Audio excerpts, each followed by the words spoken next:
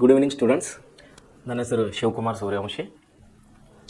Students, ನಾವು ಸ್ವಾತಂತ್ರ್ಯ ಸಂಗ್ರಾಮದ ಪಾಠದ ಬಗ್ಗೆ ಅಭ್ಯಾಸ ಮಾಡ್ತಾ ಇದ್ದೀವಿ. ಕಳೆದ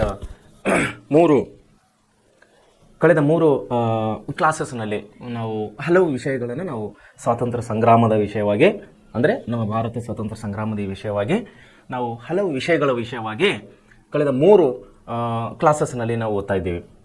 ಮೊದಲನೇದಾಗಿ ಸ್ವಾತಂತ್ರ್ಯ ಸಂಗ್ರಾಮದ ಚಳವಳಿಯಲ್ಲಿ ಮಂದಗಾಮಿಗಳು, ಅಂದರೆ ಯಾವ ರೀತಿ ಮಂದಗಾಮಿಗಳ ಒಂದು ಪ್ರಭಾವವನ್ನು ನಮ್ಮ ದೇಶದ ಸ್ವಾತಂತ್ರ್ಯದಲ್ಲಿ ಒಂದು ಪ್ರಭಾವ ಬೀರಿತು ಅನ್ನೋ ವಿಷಯವಾಗಿ ನಾವು ಓದಿದ್ದೀವಿ. ಅಂದರೆ 1885ರಲ್ಲಿ 1885ರಿಂದ 1905ರವರೆಗೆ, ಅಂದರೆ 1885ರಲ್ಲಿ ನಮ್ಮ ಭಾರತ ದೇಶದಲ್ಲಿ ರಾಷ್ಟ್ರೀಯ ಕಾಂಗ್ರೆಸ್ಸನ್ನು ಸ್ಥಾಪನೆ ಆಯಿತು. ನಿಮಗೆಲ್ಲ ಗೊತ್ತಿದ್ದ ವಿಷಯ ಇದೆ. ಭಾರತೀಯ ರಾಷ್ಟ್ರೀಯ ಕಾಂಗ್ರೆಸ್ ಸ್ಥಾಪನೆ ಆದಂಥ ದಿನದಿಂದ, ಅಂದರೆ ಆವತ್ತಿನಿಂದ ಅದರ ಉದ್ದೇಶ ಏನಾಗಿತ್ತು ಅಂದರೆ ದೇಶಕ್ಕೆ ಸ್ವಾತಂತ್ರ್ಯ ತಂದು ಕೊಡುವುದು, ನಮ್ಮ ದೇಶಕ್ಕೆ ಸ್ವಾತಂತ್ರ್ಯವನ್ನು ತಂದು ಕೊಡುವುದು, ಬ್ರಿಟಿಷರನ್ನು ಭಾರತದಿಂದ ಓಡಿಸುವುದು. ಇದು ಭಾರತೀಯ ರಾಷ್ಟ್ರೀಯ ಕಾಂಗ್ರೆಸ್ನ ಉದ್ದೇಶವಾಗಿತ್ತು. 1885ರಲ್ಲಿ ಏನಂದರೆ ನಮ್ಮದು ಭಾರತೀಯ ರಾಷ್ಟ್ರೀಯ ಕಾಂಗ್ರೆಸ್ ಅನ್ನು ಪ್ರಾರಂಭವಾಗಿತ್ತು. ಸೊ ಅಂದಿನಿಂದ 20 ವರ್ಷಗಳ ಕಾಲ, ಅಂದರೆ 1905ರವರೆಗೆ ನಾವು ಮಂದಗಾಮಿಗಳ ಯುಗ ಅಂತ ಹೇಳಿ ಕರೆದಿದ್ದೀವಿ. ಇವರು ಮಂದಗಾಮಿಗಳು ಅಂದರೆ ಇವರ ಸಾಫ್ಟ್ವಾದಿಗಳು, ಅಂದರೆ ಮೃದುವಾದಿಗಳು.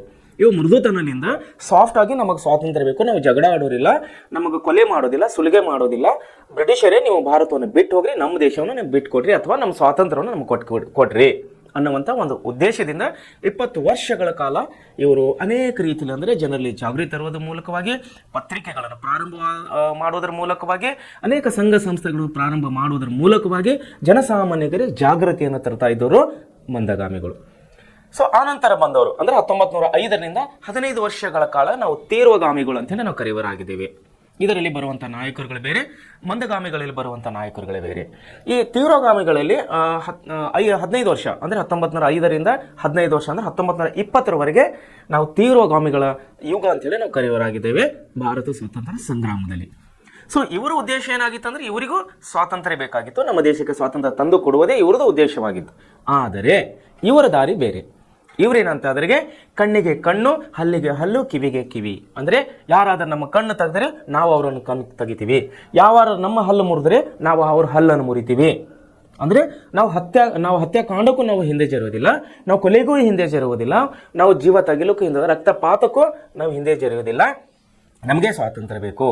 ಸೊ ಬ್ರಿಟಿಷರ ವಿರೋಧ ಹೋರಾಡಲಿಕ್ಕೆ ನಾವು ಜೀವ ಕೊಡಲು ಸಿದ್ಧ, ಜೀವ ತೆಗೆಯಲು ಸಿದ್ಧ. ಅಂದರೆ ಹೋರಾಟದ ಮೂಲಕವಾಗಿ, ಹಿಂಸೆ ಮೂಲಕವಿಲ್ಲ, ಹಿಂಸೆ ಮೂಲಕ ಆದರೂ ಸಹಿ ನಮಗೆ ಸ್ವಾತಂತ್ರ್ಯವನ್ನು ಬೇಕು ಅನ್ನುವುದು ತೀವ್ರಗಾಮಿಗಳ ವಾದವಾಗಿತ್ತು. ಇವರು ಮಂದಗಾಮಿಗಳು ಏನಂತ ಕರಿತಾ ಇದ್ರು ಅಂದರೆ ಸ್ವಾತಂತ್ರ್ಯ ಹೋರಾಟದ ಭಿಕ್ಷುಕರು ಅಂತೇಳಿ ಕರಿತಾ ಇದ್ರು. ಯಾರಿಗೆ? ಮಂದಗಾಮಿಗಳು. ಸೊ ಮಂದಗಾಮಿಗಳು ಇವು 20 ವರ್ಷ, ತೀವ್ರಗಾಮಿಗಳು 15 ವರ್ಷ. ಮುಂದೆ ಕ್ರಾಂತಿಕಾರರು ಅವರು ಕೂಡ ಅವರದೇ ಆದಂಥ ಒಂದು ವಿಶಿಷ್ಟ ರೀತಿಯಲ್ಲಿ ಸ್ವಾತಂತ್ರ್ಯ ಸಂಗ್ರಾಮದಲ್ಲಿ ಹೋರಾಟನ ಮುಂದುವರಿಸ್ತಾ ಬಂದಿದ್ರು. ಆಮೇಲೆ ಬರ್ತಾ ಇದೆ ಗಾಂಧಿ ಯುಗ. ನಾವು ನಿನ್ನ ಗಾಂಧಿ ಬಗ್ಗೆ ಮಾತಾಡಿದ್ದೀವಿ, ಗಾಂಧಿ ಬಗ್ಗೆ ನಾವು ವಿಷಯವನ್ನು ಅಭ್ಯಾಸ ಮಾಡಿದೆವು. ಮಹಾತ್ಮ ಗಾಂಧೀಜಿಯವರು ಲಂಡನ್ನಲ್ಲಿ ಬ್ಯಾರಿಸ್ಟರ್ ಪದವಿಯನ್ನು ಮುಗಿಸಿ ವಕೀಲಿ ವೃತ್ತಿಗಾಗಿ ಅವರು ಎಲ್ಲಿ ಹೋಗಿದ್ದರು? ದಕ್ಷಿಣ ಆಫ್ರಿಕಾ, ಸೌತ್ ಆಫ್ರಿಕಾಗೆ ಹೋಗಿದ್ದರು. ಅಲ್ಲಿ ಹೋಗಿ ಬಿಳಿ ವರ್ಣ ಮತ್ತು ಕಪ್ಪು ವರ್ಣ, ಅಂದರೆ ಬಿಳಿಯರು ಮತ್ತು ಕಪ್ಪುವರ ಮಧ್ಯದಲ್ಲಿ ಇದ್ದಂಥ ಒಂದು ಅಲ್ಲೇನು ಜಗಳ ನಡೀತಾ ಇತ್ತು, ಅಲ್ಲೇನು ಭೇದ ಭಾವ ನಡೀತಾ ಇತ್ತು, ವರ್ಣ ಭೇದ ನೀತಿಯನ್ನು ನಡೀತಾ ಇತ್ತು. ಅದನ್ನು ಖಂಡಿಸಿ ದಕ್ಷಿಣ ಭಾರತಕ್ಕೆ ವರ್ಣಭೇದವನ್ನು ಖಂಡಿಸಿ ಅಲ್ಲಿ ಸ್ವಾತಂತ್ರ್ಯಕ್ಕಾಗಿ ಹೋರಾಡಿ ಯಶಸ್ಸನ್ನು ಕಂಡಿದ್ದರು. ಯಾರು? ಮಹಾತ್ಮ ಗಾಂಧೀಜಿಯವರು. ಯಾವುದರ ಮೂಲಕ? ಅಹಿಂಸೆ ಮತ್ತು ಸತ್ಯ ಮೂಲಕವಾಗಿ, ಅಹಿಂಸೆ ಮತ್ತು ಸತ್ಯಾಗ್ರಹದ ಮೂಲಕವಾಗಿ ಅವರು ದಕ್ಷಿಣ ಆಫ್ರಿಕಾದಲ್ಲಿ ಕಂಡಂಥ ಯಶಸ್ಸನ್ನು ನಮ್ಮ ಭಾರತ ದೇಶದಲ್ಲಿ ಕೂಡ ಅದೇ ಪ್ರಯೋಗನು ಮಾಡ್ತಾ ಬಂದರು. ಅನೇಕ ಚಳವಳಿಗಳು, ಅನೇಕ ಹೋರಾಟಗಳು ಇಡೀ ದೇಶ ವ್ಯಾಪ್ತಿಯಲ್ಲಿ ಸ್ವಾತಂತ್ರ್ಯ ಸಂಗ್ರಾಮದ ಕಿಚ್ಚನ್ನು ಇಡೀ ದೇಶಕ್ಕೆ ಹರಡಿಸಿದಂಥ ಶ್ರೇಯಸ್ಸನ್ನು ಯಾರಿಗೆ ಸಲ್ಲುತ್ತದೆ? ಮಹಾತ್ಮ ಗಾಂಧೀಜಿಯವರಿಗೆ. ಅನೇಕ ಹತ್ಯಾಕಾಂಡಗಳದು, ಅನೇಕ ಚಳವಳಿಗಳದು ಗಾಂಧೀಜಿಯವರ ಸಮಯದಲ್ಲಿ. ಸೊ ಅದರಲ್ಲಿ ಜಲಿಯನ್ ವಾಲ್ ಬಾಗ್ ಹತ್ಯಾಕಾಂಡ ಅನ್ನೋಂಥ ದುರಂತ ಅನ್ನೋದು ಒಂದು ಪ್ರಮುಖವಾದಂಥ ವಿಷಯವಾಗಿದೆ. ಯಾವುದು? ಜಲಿಯನ್ ವಾಲ್ ಬಾಗ್ ಹತ್ಯಾಕಾಂಡ. ಇದು ಗಾಂಧೀಜಿಯವರ ನೇತೃತ್ವದಲ್ಲಿ ಅಥವಾ ಗಾಂಧೀಜಿಯವರ ಹೋರಾಟದ, ಸ್ವಾತಂತ್ರ್ಯ ಸಂಗ್ರಾಮದ ಹೋರಾಟದ ಸಮಯದಲ್ಲಿ ನಡೆದಂಥ ಒಂದು ಘಟನೆ ಬ್ರಿಟಿಷರು ಮತ್ತು ನಮ್ಮ ಭಾರತೀಯರಲ್ಲಿ.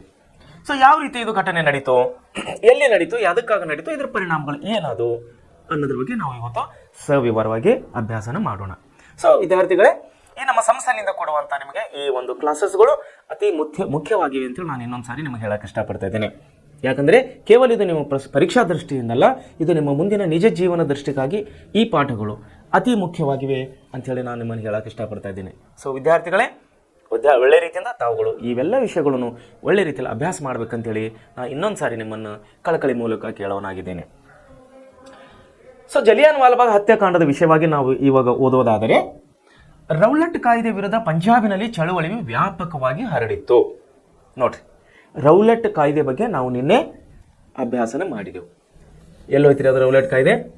ಏನು ಹೇಳ್ತಾ ಇತ್ತು ರೌಲಟ್ ಕಾಯ್ದೆ? ಅದು ನಿನ್ನ ಬಂದಂಥ ನಮ್ಮ ರೌಲಟ್ ಕಾಯ್ದೆ ಬಗ್ಗೆ ನಾವು ನಿನ್ನ ಅಭ್ಯಾಸವನ್ನು ಮಾಡಿದ್ದೀವಿ. ನೋಡಿ, ನಾವು ಸ್ವತಂತ್ರ ಚಳವಳಿಗಳಲ್ಲಿ ಅನೇಕ ಬ್ರಿಟಿಷ್ ಸರ್ಕಾರ ಏನು ಮಾಡ್ತದೆ, ಅನೇಕ ಕಾಯ್ದೆಗಳನ್ನು ಯಾರನ್ನು ಬ್ರಿಟಿಷರನ್ನು ಹತ್ತಿಕ್ಕುವ ಒಂದು ಸಂದರ್ಭದಲ್ಲಿ ಬ್ರಿಟಿಷರನ್ನು ಹತ್ತಿಕ್ಕುವ ಸಲುವಾಗಿ ಅನೇಕ ಕಾಯ್ದೆಗಳನ್ನು, ಅಂದರೆ ಅವರಿಗೆ ಬೇಕಾದಂತಹ ಕಾಯ್ದೆಗಳನ್ನು ಅವರು ಜಾರಿಗೆ ತರ್ತಾ ಇದ್ದಾರೆ. ಸೊ ಅದರಲ್ಲಿ ರೌಲಟ್ ಕಾಯ್ದೆ ಕೂಡ ಒಂದಾಗಿದೆ. ಆ ರೌಲಟ್ ಕಾಯ್ದೆ ಏನು ಹೇಳ್ತಾ ಇದೆ ಅಂದರೆ, ದೇಶದ್ರೋಹದ ಆರೋಪದ ಮೇಲೆ, ಅಂದರೆ ಈ ಬ್ರಿಟಿಷರ ದೃಷ್ಟಿಯಲ್ಲಿ ಏನಂದರೆ, ಯಾರು ದೇಶಕ್ಕಾಗಿ ಸ್ವಾತಂತ್ರ್ಯಕ್ಕಾಗಿ ಹೋರಾಟ ಮಾಡ್ತಾರೋ ಅವರು ರೌಲಟ್ ಕಾಯ್ದೆ ಮೂಲಕವಾಗಿ ಸಂಶಯಾಸ್ಪದವಾಗಿ ಯಾವುದೇ ಭಾರತೀಯ ನಾಗರಿಕನು, ಅಂದರೆ ಯಾವುದೇ ಹೋರಾಟಗಾರನು ಯಾವುದೇ ಸಮಯದಲ್ಲಿ ವಿಥೌಟ್ ಇಂಟಿಮೇಷನ್, ಅಂದರೆ ಇನ್ಫಾರ್ಮೇಷನ್ ಇಲ್ಲದೇನೆ ಯಾವುದೇ ಸಮಯದಲ್ಲಿ ಬಂಧಿಸಬಹುದಾಗಿತ್ತು. ದಟ್ ಕಾಲ್ಡ್ ರೌಲಟ್ ಕಾಯ್ದೆ. ಈ ರೌಲಟ್ ಕಾಯ್ದೆ ಏನಾಗಿತ್ತು ರೀ, ಸತ್ಯಾಗ್ರಹರನ್ನು ಬಂಧಿಸುವುದೇ ಅದರ ಪ್ರಮುಖ ಅಸ್ತ್ರವಾಗಿತ್ತು. ಯಾವುದು? ರೌಲಟ್ ಕಾಯ್ದೆ. ಅದು ಎದಕ್ಕೆ ತಂದಿದ್ರು ಅವರು? ಹೋರಾಟದ ಚಳವಳಿ ತೀವ್ರವಾಗಿ ನಡೀತಾ ಇತ್ತು ಭಾರತ ದೇಶದಲ್ಲಿ. ಹೋರಾಟ ಯಾವ ಮಟ್ಟಕ್ಕೆ ಬೆಳೆದಿತ್ತು ಅಂದರೆ, ಇಡೀ ದೇಶವ್ಯಾಪ್ತಿ ಎಲ್ಲ ಹೊರಡ್ತಾ ಇತ್ತು ಸ್ವಾತಂತ್ರ್ಯ ಹೋರಾಟ. ಬ್ರಿಟಿಷರಿಗೆ ಮನವರಿಕೆ ಆಗ್ತು, ಏನು, ಇಡೀ ದೇಶವ್ಯಾಪ್ತಿಯಾಗಿ ಹರಿದುಕೊಂಡಂತಹ ಈ ಸ್ವಾತಂತ್ರ್ಯ ಸಂಗ್ರಾಮವನ್ನು ನಾವು ಅಷ್ಟು ಸುಲಭದಲ್ಲಿ ಹತ್ತಿಕ್ಕಲಿಕ್ಕೆ ಸಾಧ್ಯವಿಲ್ಲ ಅನ್ನುವ ಅರಿವು ಬ್ರಿಟಿಷರಿಗೆ ಗೊತ್ತಾಗಿತ್ತು. ಸೊ ಗೊತ್ತಾದಾಗ ಏನು ಮಾಡಿದ್ರು ಅವರು? ಸ್ವಾತಂತ್ರ್ಯ ಚಳವಳಿಗಾರರು ಹತ್ತಿಕ್ಕಬೇಕು ಅಂದರೆ ಬಂಧಿಸಬೇಕು. ಸುಮ್ಮನೆ ಬಂಧಿಸ್ಲಿಕ್ಕಾಗೋದಿಲ್ಲ.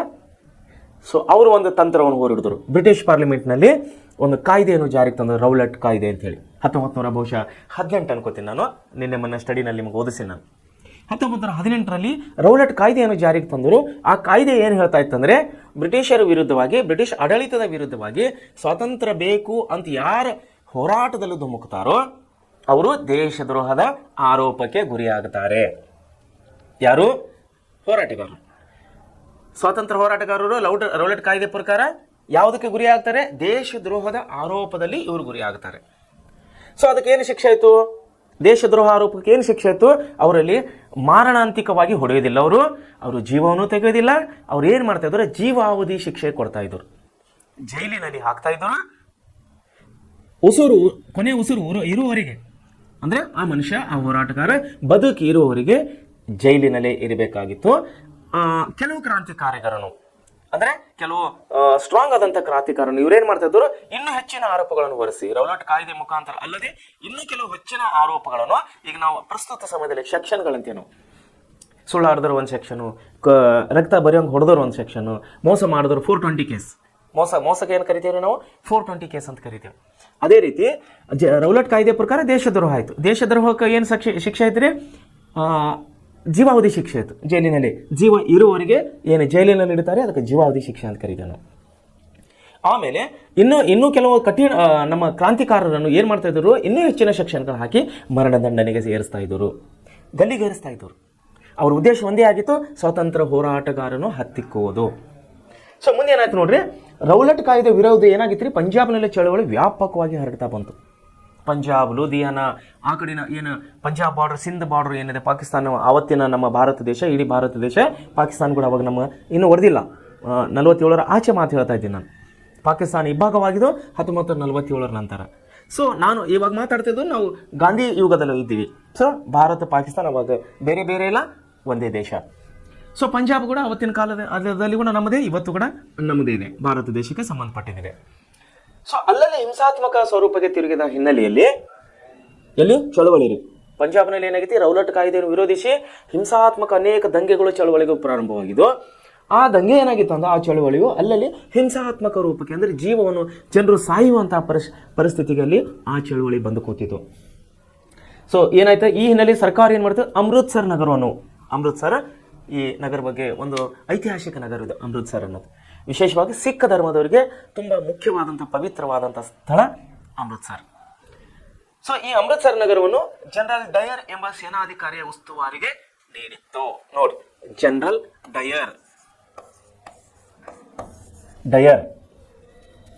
ಜನರಲ್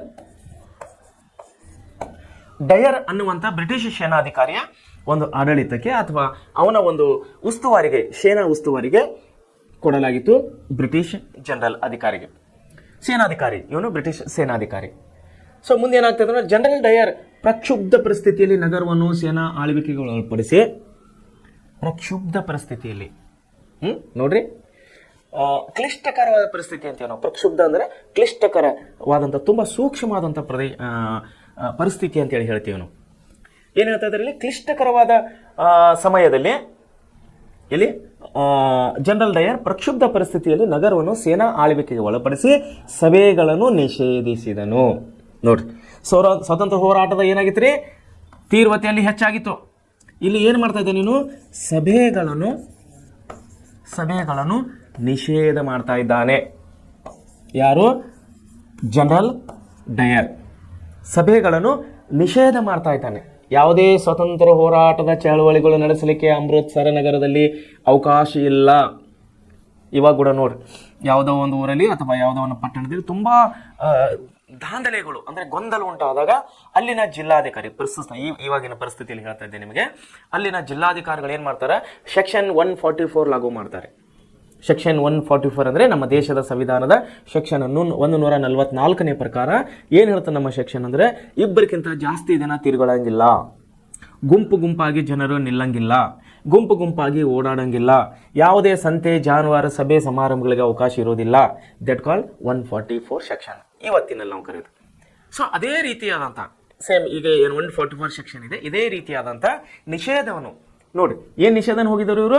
ಚಳುವಳಿಗಳನ್ನು ಸಭೆಗಳನ್ನು ನಡೆಸುವುದು ನಿಷೇಧ ಮಾಡಿದರು ಜನರಲ್ ಡಯರ್. ಏನು ನೋಡಿ, ಪ್ರಕ್ಷುಬ್ಧ ಪರಿಸ್ಥಿತಿಯಲ್ಲಿ ನಗರವನ್ನು ಸೇನಾ ಆಳ್ವಿಕೆಗೆ ಒಳಪಡಿಸಿ ಸಭೆಗಳನ್ನು ನಿಷೇಧ ಮಾಡ್ತಾನೆ ಜನರಲ್ ಡಯರ್, ಬ್ರಿಟಿಷ್ ಸೇನಾಧಿಕಾರಿ. ಅವರಿಗೆ ಈ ನಿಷೇಧದ ಬಗ್ಗೆ ಪೂರ್ಣ ತಿಳುವಳಿಕೆ ಇರಲಿಲ್ಲ. ಯಾರಿಗ್ರಿ? ಆದರೆ ಏನಾಗ್ತದೆ, ಜಲಿಯನ್ ವಾಲಾಬಾಗ್ನಲ್ಲಿ ಸಭೆ ಸೇರಲು ಹೋರಾಟಗಾರರು ಮೊದಲೇ ನಿರ್ಧರಿಸಿದರು. ಜಲಿಯನ್ ವಾಲಾಬಾಗ್ ಇದು ಪಂಜಾಬ್ ಪ್ರಾಂತದಲ್ಲಿ ಬರುವಂಥ ಒಂದು ಪ್ರದೇಶ. ಯಾವುದು? ಜಲಿಯನ್ ವಾಲಾಬಾಗ್. ಈ ಜಲಿಯನ್ ವಾಲಾಬಾಗದಲ್ಲಿ ಸಭೆ ಸೇರುವುದು ಇವರು ಮುಂಚೆನೆ ನಿರ್ಣಯ ಮಾಡಿದರು. ಯಾರು? ಚಳುವಳಿಗಾರರು.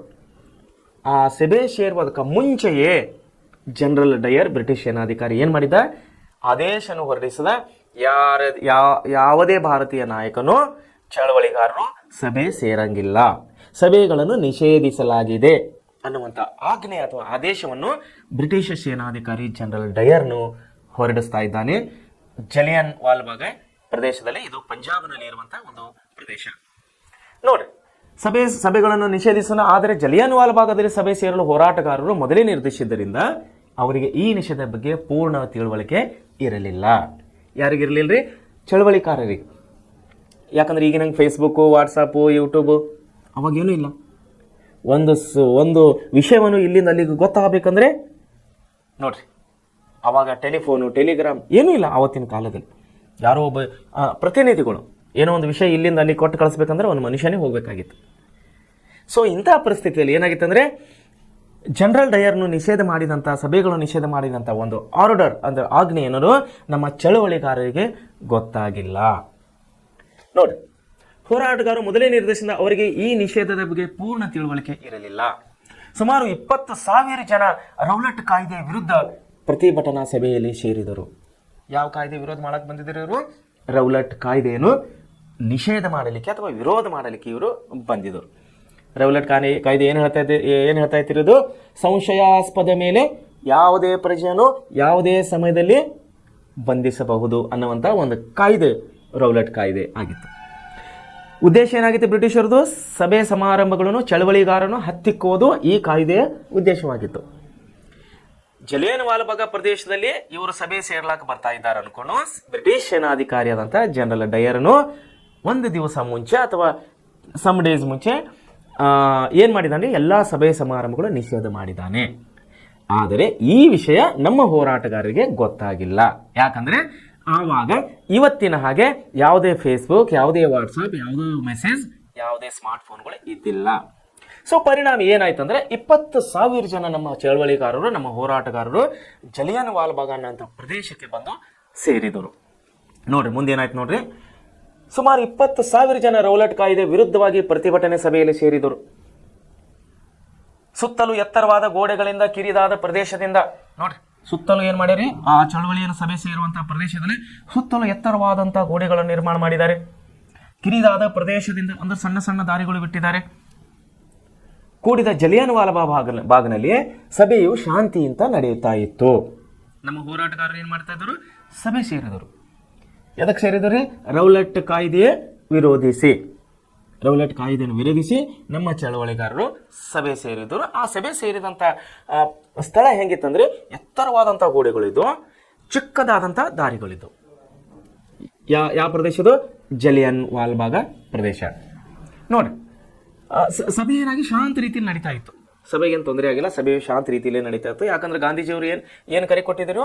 ಅಹಿಂಸೆ ಮೂಲಕ ಸತ್ಯಾಗ್ರಹನ ಮಾಡ್ರಿ, ಯಾವುದೇ ಹಿಂಸೆಗಳಿಗೆ ಎಡೆ ಮಾಡಿ ಕೊಡಬೇಡಿ ಅನ್ನುವುದು ಗಾಂಧೀಜಿಯವರ ಒಂದು ತತ್ವವಾಗಿತ್ತು.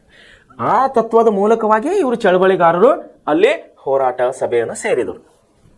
ಮುಂದೇನಾಯ್ತು ನೋಡ್ರಿ, ಕಿರಿದಾದ ಪ್ರದೇಶ ಕೂಡಿದಿಂದ ಜಲಿಯನ್ ವಾಲಾಬಾಗ್ನಲ್ಲಿ ಸಭೆಯು ಶಾಂತಿಲಿಂದ ನಡೀತಾ ಇತ್ತು. ತನ್ನ ಸೈನ್ಯದೊಂದಿಗೆ ಬಂದ ಜನರಲ್ ಡಯರ್ನು ಯಾವ ಮುನ್ಸೂಚನೆಯನ್ನು ನೀಡದೆ ಶಾಂತಿಯುತವಾಗಿ ಪ್ರತಿಭಟನಾ ಸಭೆ ಸೇರಿದ ಜನರ ಮೇಲೆ ಅಮಾನುಷವಾಗಿ ಗುಂಡಿನ ಸುರಿಮಳೆ ಗರಿದನು. ನೋಡಿ, ಯಾವ ರೀತಿ ಒಂದು ಅತ್ಯಾಚಾರಗಳು ನಮ್ಮ ದೇಶದ ಮೇಲೆ, ನಮ್ಮ ನಾಗರಿಕರ ಮೇಲೆ, ನಮ್ಮ ಜನಸಾಮಾನ್ಯರ ಮೇಲೆ ಅವತ್ತಿನ ಕಾಲದಲ್ಲಿ ನಡೀತಾ ಇತ್ತು. ಉದ್ದೇಶ ಅವ್ರದ್ದೇನಾಗಿತ್ತು? ಪ್ರತಿಭಟನೆಯನ್ನು ಹತ್ತಿಕ್ಕುವುದಾಗಿತ್ತು. ಬದಲಾಗಿ ಇವರು ಜೀವವನ್ನು ತೆಗೆಬಾರ್ದಾಗಿತ್ತು. ಯಾರು? ಜನರಲ್ ಡಯರ್ನು ಏನು ಮಾಡಬೇಕಾಗಿತ್ತು? ಹಿಂಸೆಯನ್ನು ಮಾಡಬಾರ್ದಾಗಿತ್ತು. ಇವನು ಲಿಖಿತ ರೂಪದಲ್ಲಿ ಅಲ್ಲಿ ಪ್ರತಿಭಟನಾಕಾರಿಗೆ ಲಿಖಿತ ರೂಪದಲ್ಲಿ ಮಾಹಿತಿಯನ್ನು ಕೊಡಬೇಕಾಗಿತ್ತು. ಅವನು ನೋಡ್ರಪ್ಪ, ನಾವೆಲ್ಲ ಸಭೆ ಸಮಾರಂಭಗಳು ನಾವು ನಿಷೇಧ ಮಾಡಿದ್ದೀವಿ, ತಾವ್ಯಾರು ಬಂದು ಸಭೆಯನ್ನು ಸೇರಂಗಿಲ್ಲ ಅಂತ ಹೇಳಬೇಕಾಗಿತ್ತು. ಆದರೆ ಪರಿಸ್ಥಿತಿ ಏನಂದ್ರೆ ಅವತ್ತಿನ ಕಾಲ ಕೂಡ ಆಗಿದ್ದಿಲ್ಲ. ನಾ ಕೊಡೆ ನಾ ಬಿಡೆ ಅನ್ನುವಂಥ ಸಂದಿಗ್ಧ ಪರಿಸ್ಥಿತಿಯಲ್ಲಿ ಅವತ್ತಿನ ನಮ್ಮ ಸ್ವತಂತ್ರ ಹೋರಾಟದ ಚಳವಳಿಗಾರರು ಅವತ್ತಿನ ಕಾಲದಲ್ಲಿದ್ದರು. ಪ್ರಿಯ ವಿದ್ಯಾರ್ಥಿ ಮಿತ್ರರೇ, ನಮಗೆ ಸ್ವಾತಂತ್ರ್ಯ ಬೇಕು ಅನ್ನೋರು ಇವರು ನಮ್ಮ ಚಳವಳಿಗಾರರು.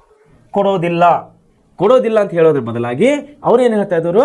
ಇಲ್ಲ, ಇದು ಕಾನ್ಸ್ಟಿಟ್ಯೂಷನ್ ಅಂದ್ರೆ ಬ್ರಿಟಿಷ್ ಕಾನ್ಸ್ಟಿಟ್ಯೂಷನ್, ಬ್ರಿಟಿಷ್ ಆಡಳಿತ ಇರ್ತಲ್ಲ, ಅವಾಗ ಬ್ರಿಟಿಷ್ ಆಡಳಿತದ ವಿರುದ್ಧವಾಗಿ ನಡೆಯುವಂತಹ ದೇಶದ್ರೋಹದ ಆರೋಪ ಅಂಥೇಳಿ ಅವರು ಕನ್ಸಿಡರ್ ಮಾಡ್ತಾ ಇದ್ರು.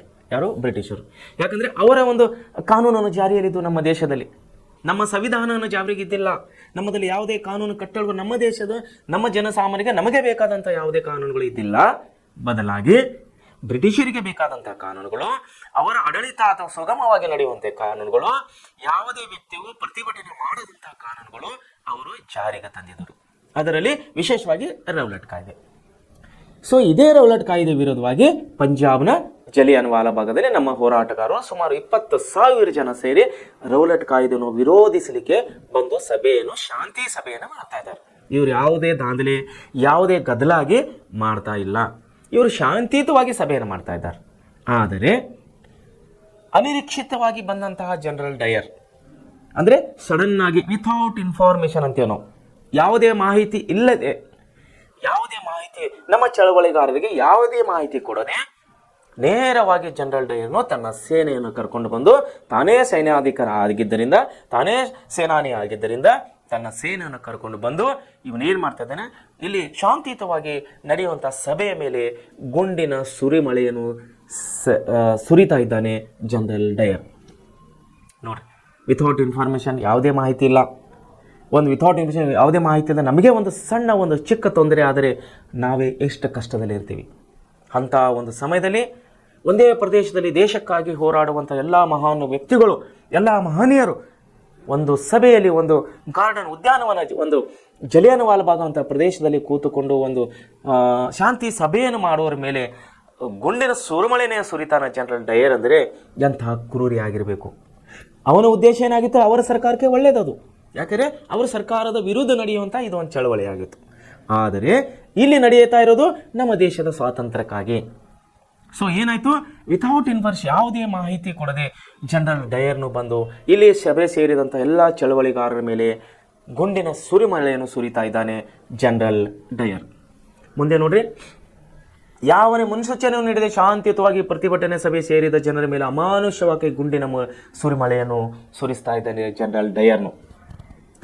ಈ ಹತ್ಯಾಕಾಂಡದಲ್ಲಿ 379 ಪ್ರತಿಭಟನಾಕಾರರು ಪ್ರಾಣವನ್ನು ಕಳೆದುಕೊಂಡರು, ಸಹಸ್ರಾರು ಜನರು ಗಾಯಗೊಂಡರು.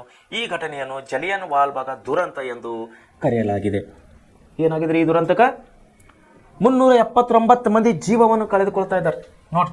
379 ಫ್ರೀಡಮ್ ಫೈಟರ್ಸ್ ಅಂತೇಳಿ ನಾವು ಕರಿತೀವಲ್ಲ, ಫ್ರೀಡಮ್ ಫೈಟರ್ಸ್ 379 ಜನ ತನ್ನ ಜೀವವನ್ನು, ತನ್ನ ಪ್ರಾಣವನ್ನು ಕಳೆದುಕೊಳ್ತಾ ಇದ್ದಾರೆ.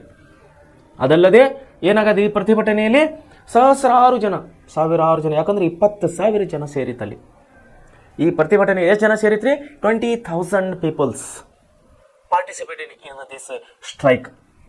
ಈ ಒಂದು ಸ್ಟ್ರೈಕ್ನಲ್ಲಿ, ಈ ಒಂದು ಹೋರಾಟದಲ್ಲಿ 20,000 ಜನ ಭಾಗವಹಿಸಿದ್ದಕ್ಕಾಗಿ ಸುಮಾರು 400 ಜನ ಅಂದರೆ 379 peoples death in this strikes. ಈ ಒಂದು ಹೋರಾಟದಲ್ಲಿ 379 ಜನ ತನ್ನ ಪ್ರಾಣವನ್ನು ಕಳ್ಕೊಂಡರೆ, ಸಹಸ್ರಾರು ಜನ, ಸಾವಿರಾರು ಜನ ತನ್ನ ಕೈಕಾಲುಗಳನ್ನು ಗಾಯಗೊಂಡು ತನ್ನ ದೇಹವನ್ನು ಯಾರು ದಂಡನೆ ಮಾಡ್ತಾ ಇದ್ದನು, ಇವನು ಯಾರು? General Dyer.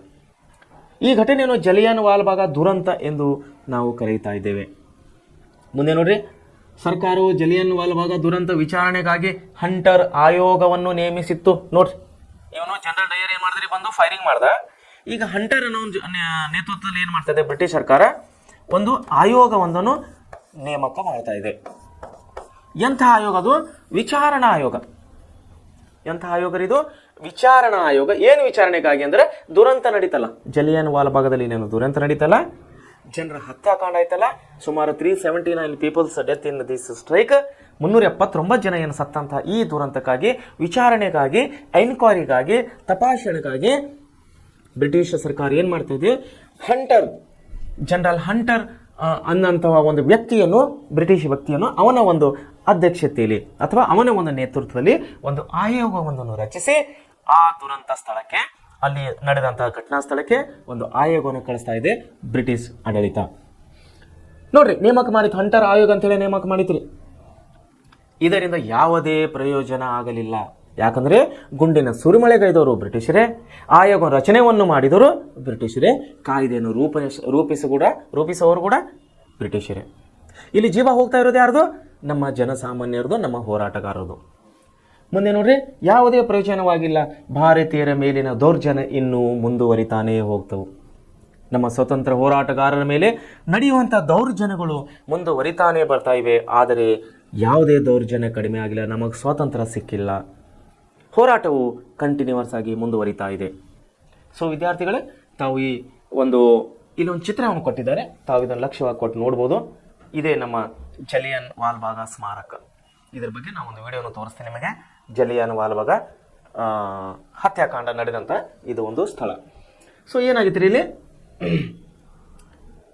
ಜಲಿಯನ್ ವಾಲ್ಬಾಗ್ ದುರಂತ ಅಮಾನುಷ ಘಟನೆಯ ಹಿನ್ನೆಲೆಯಲ್ಲಿ ರವೀಂದ್ರನಾಥ್ ಟ್ಯಾಗೋರ್ ವೈಸ್ರಾಯ್ಗೆ ಪತ್ರ ಬರಿತಾ ಇದ್ದಾರೆ.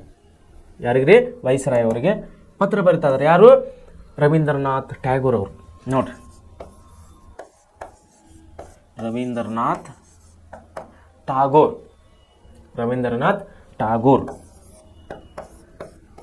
ಟ್ಯಾಗೋರ್ ಅವರು ಏನ್ ಬರಿತಾ ಇದ್ದಾರೆ? ಇವರು ಬ್ರಿಟಿಷ್ ಸರ್ಕಾರಕ್ಕೆ ಅಥವಾ ವೈಸ್ರಾಯ್ಗೆ ಒಂದು ಪತ್ರ ಬರಿತಾ ಇದ್ದಾರೆ. ಇವರು ಏನು ಬರಿತಾ ಇದ್ದಾರೆ? ತಮಗೆ ನೀಡಲಾಗಿದ್ದ ನೈಟ್ ಹುಡ್ ಗೌರವವನ್ನು ತ್ಯಜಿಸಿದರು. ನೈಟ್ ಹುಡ್ ಅನ್ನುವಂಥ ಒಂದು ಪ್ರಶಸ್ತಿಯನ್ನು ಬ್ರಿಟಿಷ್ ಸರ್ಕಾರ ಯಾರಿಗೆ ಕೊಟ್ಟಿತ್ರಿ? ರವೀಂದ್ರನಾಥ್ ಟ್ಯಾಗೋರ್ ಅವರಿಗೆ ಕೊಟ್ಟಿತ್ತು. ನೈಟ್ ಹುಡ್ ಪ್ರಶಸ್ತಿ. ಸೊ ಏನಾಗಿದೆ ಅಂದರೆ, ಇವರು ರವೀಂದ್ರನಾಥ್ ಟ್ಯಾಗೋರ್ ಅವರು ಏನು ಮಾಡ್ತಾ ಇದ್ದಾರೆ? ಈ ದುರಂತ ನಡೆದಕ್ಕಾಗಿ ದುಃಖಪಟ್ಟು ಅವರು ಅಸಮಾಧಾನಗೊಂಡು ಬ್ರಿಟಿಷರ ಒಂದು ಕ್ರಮದ ವಿರುದ್ಧವಾಗಿ ಅವರು ಏನು ಪ್ರತಿಭಟನೆ ನಡೆಸ್ತಾ ಇದ್ರೆ, ತಮಗೆ ಕೊಟ್ಟಂತಹ ನೈಟ್ ಹುಡ್ ಪ್ರಶಸ್ತಿಯನ್ನು ವೈಸ್ರಾಯ್ಗೆ ಪತ್ರ ಬರೆದು ಅದನ್ನು ರಿಟರ್ನ್ ಹಿಂತಿರುಗಿ ಕೊಡ್ತಾ ಇದ್ದಾರೆ. ಆ ಪ್ರಶಸ್ತಿಯನ್ನು ನೋಡಿ, ನೈಟ್ ಹುಡ್ ಗೌರವವನ್ನು ತ್ಯಜಿಸಿ ಮುಗ್ಧ ಭಾರತೀಯ ಹೋರಾಟಗಾರರನ್ನು ಹತ್ಯೆಗೈದ ಜನರಲ್ ಡಯರ್ನನ್ನು ಭಾರತದ ಕ್ರಾಂತಿಕಾರಿ ಉಧಮ್ ಸಿಂಗ್ ಅನ್ನು ಹತ್ಯೆ ಮಾಡಿದನು. ನೋಡ್ರಿ, ಕ್ರಾಂತಿಕಾರಿ. ನಾವು 3 ವಿಧದ ಹೋರಾಟಗಾರನ್ನು ನೋಡ್ತಾ ಇದ್ದೇವೆ ನಾವು ನಿನ್ನೆಲಿಂದ. ಒಂದು ಮಂದಗಾಮಿಗಳು, ಎರಡನೇದು ತೀವ್ರಗಾಮಿಗಳು, ಮೂರನೇದು ಕ್ರಾಂತಿಕಾರಿಗಳು. ಈಗ 4ನೇ ಹಂತಕ್ಕೆ ಬಂದಿದ್ದೇವೆ ನಾವು, ಮಹಾತ್ಮ ಗಾಂಧಿ ಯುಗ, ಜಲಿಯನ್ವಾಲಾ ಬಾಗ್ ಹತ್ಯಾಕಾಂಡದ ಬಗ್ಗೆ ನಾವು ಅಭ್ಯಾಸ ಮಾಡ್ತಾ ಇದ್ದೇವೆ. ಸೊ 3ನೇ ಅಂದರೆ ಮಂದಗಾಮಿ ತೀವ್ರಗಾಮಿ ಆದಮೇಲೆ ಯಾರು ಬಂದರು? ಕ್ರಾಂತಿಕಾರಿಗಳು ಬಂದರು. ಈ ಕ್ರಾಂತಿಕಾರಿಗಳಲ್ಲಿ ಒಬ್ಬನಾದ ಸಮರ್ಥ ಒಂದು ಯುವಕನಾದಂಥ ಯಾರಿ ಉಧಮ್ ಸಿಂಗ್, ಕ್ರಾಂತಿಕಾರಿ ಉಧಮ್ ಸಿಂಗನು ಏನು ಮಾಡ್ತಾ ಇದ್ದಾನೆ? ರೊಚ್ಚಿಗೆದ್ದು ಈ ನಮ್ಮ ಜಲಿಯನ್ವಾಲಾ ಬಾಗ್ ಹತ್ಯಾಕಾಂಡಕ್ಕೆ ಕಾರಣವಾದಂಥ ಜನರಲ್ ಡಯರ್ನನ್ನು ಇವನು ಹತ್ಯೆ ಮಾಡ್ತಾ ಇದ್ದಾನೆ, ಉಧಮ್ ಸಿಂಗನು. ಸೊ ಇವರೆಲ್ಲ ದೇಶಭಕ್ತರು, ಇವರೆಲ್ಲ ದೇಶಭಕ್ತರು. ಆ ಉಧಮ್ ಸಿಂಗನ್ನು ಕೊಂದಂಥ ಕಾರಣ ಯಾರಿಗೆ ಕೊಂದಿದ್ದೇವ? ಜನರಲ್ ಡಯರಿಗೆ. ಹತ್ಯಾಕಾಂಡ ಎಲ್ಲಾಗಿತ್ತು ರೀ? ಜಲಿಯನ್ವಾಲಾ ಬಾಗ್ ಹತ್ಯಾಕಾಂಡ. ಬಹುಶಃ ಆ 379 ಅಂದರೆ 379 ಜನ ಏನು ಸತ್ತಿದ್ರು, ಅದರಾಗ ಇವರ ಅಣ್ಣ ತಮ್ಮ ಯಾರು ಇರಲಿಕ್ಕಿಲ್ಲ. ಆದರೂ ಕೂಡ ದೇಶಾಭಿಮಾನ, ದೇಶಕ್ಕಾಗಿ ಹೋರಾಡಿದಂಥ 400 ಜನರು ಸತ್ತಂತಹ ಈ ಒಂದು ಘಟನೆಯನ್ನು ನೆನೆಸಿಕೊಂಡು ತಲೆಯಲ್ಲಿ ಶಿಟ್ಟನ್ನು ಮಾಡಿಕೊಂಡು ಜನರಲ್ ಡಯರ್ನನ್ನು ಹತ್ಯೆ ಮಾಡ್ತಾನೆ ನಮ್ಮ ಕ್ರಾಂತಿಕಾರಿ ಸೇನಾನಿಯಾದಂಥ ಉಧಮ್ ಸಿಂಗನು. ಮುಂದೆ ನೋಡ್ರಿ, ಇಲ್ಲಿ ಎರಡು ನಾವು ಪರಿಸ್ಥಿತಿಗಳನ್ನು ಕಾಣ್ತಾ ಇದ್ದೀವಿ. ಇಲ್ಲಿ ಏನು ಒಂದನ್ನು ಕಾಣ್ತಾ ಇದ್ದೀವಿ ನಾವೇನಂದ್ರೆ, ರವೀಂದ್ರನಾಥ್ ಟ್ಯಾಗೋರ್ ಅವರು ಏನು ಮಾಡ್ತಾ ಇದ್ದಾರೆ? ಕೋಪಗೊಂಡು ತನಗೆ ಕೊಟ್ಟಂಥ ನೈಟ್ಹುಡ್ ಪ್ರಶಸ್ತಿಯನ್ನು ಸರ್ಕಾರಕ್ಕೆ ವಾಪಸ್ ಕೊಡ್ತಾ ಇದ್ದಾರೆ. ಇನ್ನೊಂದು ಸನ್ನಿವೇಶದಲ್ಲಿ ನೋಡ್ತಾ ಇದ್ದಾಗ ಉಧಮ್ ಸಿಂಗನು, ಕ್ರಾಂತಿಕಾರಿ ಉಧಮ್ ಸಿಂಗನು ಏನು ಮಾಡ್ತಾ ಇದ್ದಾನೆ? ಸಿಟಿಗೆದ್ದು ಹೋಗಿ ಜನರಲ್ ಡಯರ್ನನ್ನು ಹತ್ಯೆ ಮಾಡ್ತಾ ಇದ್ದಾನೆ, ಜಲಿಯನ್ವಾಲಾ ಬಾಗ್ ಹತ್ಯಾಕಾಂಡಕ್ಕೆ ಕಾರಣನಾದವನು ಅಂತವನು. ಸೊ ಈ ಎರಡೇನೋ ನಾವು ಅತಿ ಪ್ರಮುಖ ಘಟನೆಗಳಂತ ಕರಿತೀವಿ ನಮ್ಮ ಈ ಸ್ವತಂತ್ರ ಸಂಗ್ರಾಮದಲ್ಲಿ. ಯಾಕಂದರೆ ಇವತ್ತಿನ ಕಾಲದಲ್ಲಿ ತಾವುಗಳು ನೋಡ್ಬೋದು ವಿದ್ಯಾರ್ಥಿಗಳೇ, ಯಾವುದೇ ವ್ಯಕ್ತಿಯು ತನಗೆ ಸಿಕ್ಕಂಥ ಪ್ರಶಸ್ತಿಯನ್ನು ಹಿಂದೆ ಕೊಡಲಿಕ್ಕೆ ಇಷ್ಟಪಡುವುದಿಲ್ಲ. ಯಾಕಂದರೆ ಪ್ರಶಸ್ತಿ ಸಿಗೋದೇ ಕಷ್ಟ. ಯಾಕಂದರೆ ಕೆಲಸ ಮಾಡಿ ಪ್ರಶಸ್ತಿ ತಗೊಳ್ಳೋರು ಇಲ್ಲಿ ಅವರು. ಹಾಗೇ ಸಿಗಲಿ ಅನ್ನುವಂಥ ಈ ಒಂದು ರಾಜಕಾರಣದಲ್ಲಿ. ಆದರೆ ಅಂಥ ಒಂದು ನಮಗೆ ಒಂದು ಮಾದರಿಯಾದಂಥ ನಮ್ಮ ರವೀಂದ್ರನಾಥ್ ಟ್ಯಾಗೋರ್ ಅವರು ಏನು ಮಾಡಿದ್ರು ರೀ? ನಿಮ್ಮ ಪ್ರಶಸ್ತಿ ನನಗೆ ಬೇಡ, ನಮ್ಮ ಜನರನ್ನು ನೀವು ಸಾಯಿಸ್ತಾ ಇದ್ದೀರಿ, ನಿಮ್ಮ ಪ್ರಶಸ್ತಿ ನನಗೆ ಬೇಡ ಅಂತೇಳಿ ನೈಟ್ಹುಡ್ ಗೌರವವನ್ನು ನಾವು ಬ್ರಿಟಿಷ್ ಸರ್ಕಾರಕ್ಕೆ ಅವರು ರವೀಂದ್ರನಾಥ್ ಟ್ಯಾಗೋರ್ ಅವರು ವಾಪಸ್ ಕೊಡ್ತಾ ಇದ್ದಾರೆ. ಬದಲಾಗಿ ಇನ್ನೊಂದು ಸನ್ನಿವೇಶ ನೋಡ್ತಾ ಇದ್ದೇವೆ ನಾವಿಲ್ಲಿ. ಉಧಮ್ ಸಿಂಗನು ಸಿಟ್ಟಿಗೆದ್ದು ಏನು ಮಾಡ್ತಾನೆ? ನಮ್ಮ ಭಾರತೀಯರು 400 ಜನರನ್ನು ನೀನು ಕೊಂದಿಲ್ಲಪ್ಪ ಅಂದ್ಕೊಂಡು ಸಿಟ್ಟಿಗೆದ್ದು ರೊಚ್ಚಿಗೆದ್ದು ಜನರಲ್ ಡಯರ್ನನ್ನು ಇಲ್ಲಿ ಹತ್ಯೆ ಮಾಡ್ತಾ ಇದ್ದಾನೆ ಕ್ರಾಂತಿಕಾರಿ ಉಧಮ್ ಸಿಂಗ್. ಸೊ ಇವೆರಡು ಪರಿಣಾಮಗಳು ಯಾವ್ದರ ಮೂಲಕವಾಗಿ ನಡೀತಾ ಇದ್ದಾರೆ? ಜಲಿಯನ್ವಾಲಾ ಬಾಗ್ ಹತ್ಯಾಕಾಂಡ. ಜಲಿಯನ್ವಾಲಾ ಬಾಗ್ ಹತ್ಯಾಕಾಂಡಕ್ಕೆ ತಾವು ನೆನಪಿಡುವಂಥ ವಿಷಯ ಏನಂದರೆ, ಒಂದೇನಪ್ಪ ಅಂದರೆ ಇದು ಪಂಜಾಬ್ನಲ್ಲಿ ಇರುವಂಥ ಜಲಿಯನ್ವಾಲಾ ಬಾಗ್ ಪ್ರದೇಶ. ಇಲ್ಲಿ ಬ್ರಿಟಿಷ್ ಅಧಿಕಾರಿ ಜನರಲ್ ಡಯರ್ನನ್ನು ಆಳ್ವಿಕೆಗೊಳಪಟ್ಟಿತ್ತು. ಮೂರನೇದಾಗಿ ನಮ್ಮ ಸ್ವತಂತ್ರ ಹೋರಾಟಗಾರರು ರೌಲಟ್ ಕಾಯ್ದೆಯನ್ನು ವಿರೋಧಿಸಿ ಸುಮಾರು 20,000 ಜನ ಹೋರಾಟಗಾರರು ಶಾಂತಿ ಸಭೆ ನಡೆಸಲಿಕ್ಕೆ ಅಲ್ಲಿ ಹೋಗಿದ್ದರು. ಸೊ ವಿನಾಕಾರಣ, ಯಾವುದೇ ಕಾರಣ ಇಲ್ಲದೇ, ಯಾವುದೇ ಮಾಹಿತಿ ಇಲ್ಲದೇ ಜನರಲ್ ಡಯರ್ನ ಬಂದು ಏನು ಮಾಡಿದ? ಇವ್ರ ಮೇಲೆ ಗುಂಡಿನ ಸುರುಮಳೆಯನ್ನು ಸುರಿದ. ಸುಮಾರು 400 ಜನರ ಸತ್ತು, ಸಹಸ್ರಾರು ಜನರು ತನ್ನ ಕೈಕಾಲುಗಳನ್ನು ಕಳೆದುಕೊಂಡರು. ಮುಂದೆ ಇದರ ಪರಿಣಾಮವಾಗಿ ರವೀಂದ್ರನಾಥ್ ಟ್ಯಾಗೋರ್ ಅವರು ತನಗೆ ಕೊಟ್ಟಂಥ ನೈಟ್ಹುಡ್ ಪ್ರಶಸ್ತಿಯನ್ನು ಬ್ರಿಟಿಷ್ ಸರ್ಕಾರಕ್ಕೆ ವಾಪಸ್ ಕೊಡ್ತಾ ಇದ್ದಾರೆ. ಕ್ರಾಂತಿಕಾರಿ ಉಧಮ್ ಸಿಂಗನ್ನು ಏನು ಮಾಡ್ತಾನೆ? ಸಿಟ್ಟಿಗೆದ್ದು ಈ ಹತ್ಯೆ ಕಾರಣವಾದಂಥ ಜನರಲ್ ಡಯರ್ನನ್ನು ಹತ್ಯೆ ಮಾಡ್ತಾ ಇದ್ದಾನೆ. ಈ 4 ವಿಷಯಗಳು ತಾವು ನೆನಪಿನಲ್ಲಿಡಬೇಕು ವಿದ್ಯಾರ್ಥಿಗಳು. ಇದು ತುಂಬ ಪ್ರಮುಖವಾದಂಥ ವಿಷಯ. ನಾವು ಮುಂದೆ ಬರಬೇಕಾದ್ರೆ ಜಲಿಯನ್ವಾಲಾ ಬಾಗ್ ಹತ್ಯಾಕಾಂಡ ಆದ ನಂತರ ನಾವು ಇನ್ನೊಂದು ಹತ್ಯಾಕಾಂಡಕ್ಕೆ ಬರ್ತಾ ಇದ್ದೀವಿ, ಖಿಲಾಫತ್ ಚಳವಳಿ. ನೋಡಿ, ಖಿಲಾಫತ್ ಚಳವಳಿ ನಾವು ದೇಶ ಕಂಡಂಥ ಸ್ವಾತಂತ್ರ್ಯ ಸಂಗ್ರಾಮದಲ್ಲಿ ಅನೇಕ ಚಳವಳಿಗಳನ್ನು ನಾವು ನೋಡೋರಾಗಿದ್ದೇವೆ ವಿದ್ಯಾರ್ಥಿಗಳೇ. ಈಗ ನಾವು ಸ್ವಾತಂತ್ರ್ಯ ಸಂಗ್ರಾಮ ಅಂದರೆ 1857ರ ಪ್ರಥಮ ಸ್ವಾತಂತ್ರ್ಯ ಸಂಗ್ರಾಮ, ಅಲ್ಲಿಂದ ಪ್ರಾರಂಭವಾದಂಥ ನಮ್ಮ ಸ್ವಾತಂತ್ರ್ಯ ಚಳವಳಿಯು ಅನೇಕ ಹೋರಾಟಗಳನ್ನು ನಾವು ನೋಡ್ತಾ ಬರ್ತಾ ಇದ್ದೀವಿ. ಪ್ರಸ್ತುತವಾಗಿ ನೋಡೋದಂಥ ಜಲಿಯನ್ವಾಲಾ ಹತ್ಯಾಕಾಂಡ. ಈಗ ನಾವು ಬರ್ತಾ ಇರೋದು ಖಿಲಾಫತ್ ಚಳವಳಿ. ನೋಡ್ರಿ, ಇದು ಖಿಲಾಫತ್ ಚಳವಳಿಯು ಒಂದು ಪ್ರಮುಖವಾದಂಥ ಚಳವಳಿ ನಮ್ಮ ಭಾರತದ ಸ್ವಾತಂತ್ರ್ಯ ಸಂಗ್ರಾಮದ ಸನ್ನಿವೇಶದಲ್ಲಿ. ಸೊ ಏನು ಹೇಳ್ತಾ ಇದ್ದದ್ದು ಖಿಲಾಫತ್ ಚಳವಳಿ? ಟರ್ಕಿಯ ಸುಲ್ತಾನರು, ನೋಡ್ರಿ ಯಾರ್ರೀ?